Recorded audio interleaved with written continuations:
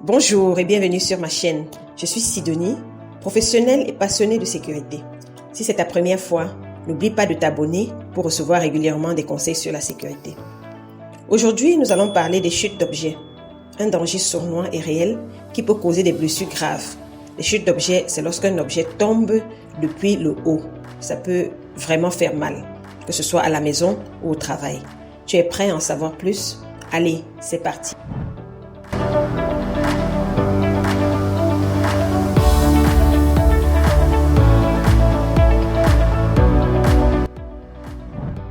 J'ai eu du mal à trouver des statistiques relatives aux chutes d'objets.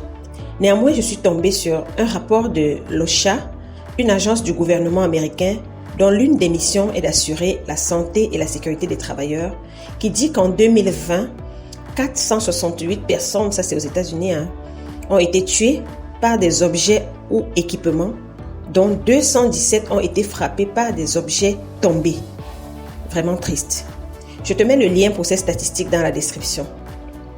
Même si les chutes d'objets sont particulièrement fréquentes dans les secteurs de la construction et de l'industrie, voici quelques situations où ces chutes d'objets peuvent se produire. Dans les chantiers de construction, comme je l'ai dit tantôt, dans les entrepôts ou les magasins, dans les bureaux ou à la maison, lors des événements sportifs, dans le transport et sous les échelles et les échafaudages. Voici comment s'en protéger. Dans les chantiers de construction, il est très important d'installer des filets de sécurité. Ils sont spécifiquement conçus pour attraper les objets qui tombent, empêchant ainsi qu'ils ne frappent des personnes ou des équipements situés en dessous. Les mailles des filets doivent être suffisamment serrées et robustes pour retenir les objets, les outils ou les matériaux. Dans les magasins ou les entrepôts, il faut organiser les marchandises de manière stable, utiliser des moyens adaptés pour déplacer les objets lourds et former le personnel sur les techniques de levage si les appareils de levage, tels que les chariots par exemple, sont utilisés. Au bureau ou à la maison, il faut fixer solidement les étagères pour éviter qu'elles ne basculent. Éviter de stocker des objets lourds en hauteur. Ranger correctement chaque objet. Utiliser des étagères adaptées avec les lourds en bas. Et vérifier que tous les objets suspendus sont solidement fixés. Utiliser des supports adaptés.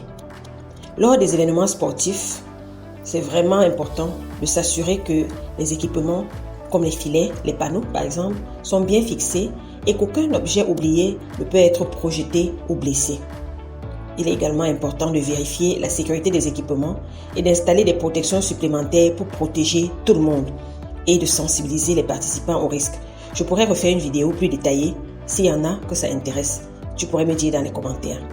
Lors des transports, lorsqu'on transporte des choses dans le véhicule, il faut utiliser des dispositifs d'arrimage corrects pour sécuriser la cargaison. Parlant des échafaudages et des échelles, il faut toujours porter son casque de sécurité dans la zone concernée. Définir les zones de sécurité avec un balisage et s'assurer que les personnes non protégées ne les franchissent pas. Les chutes d'objets sont évitables grâce à une organisation rigoureuse, une vigilance constante et une formation adaptée. Rappelle-toi, un objet mal rangé peut devenir un danger. Fais donc attention, prends soin de toi et ne mets surtout pas en danger les autres.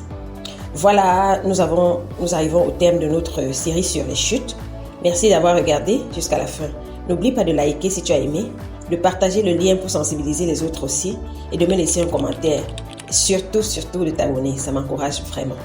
Active également la cloche de notification pour être prévenu des prochaines vidéos parce que je te promets déjà, ce sera du lourd.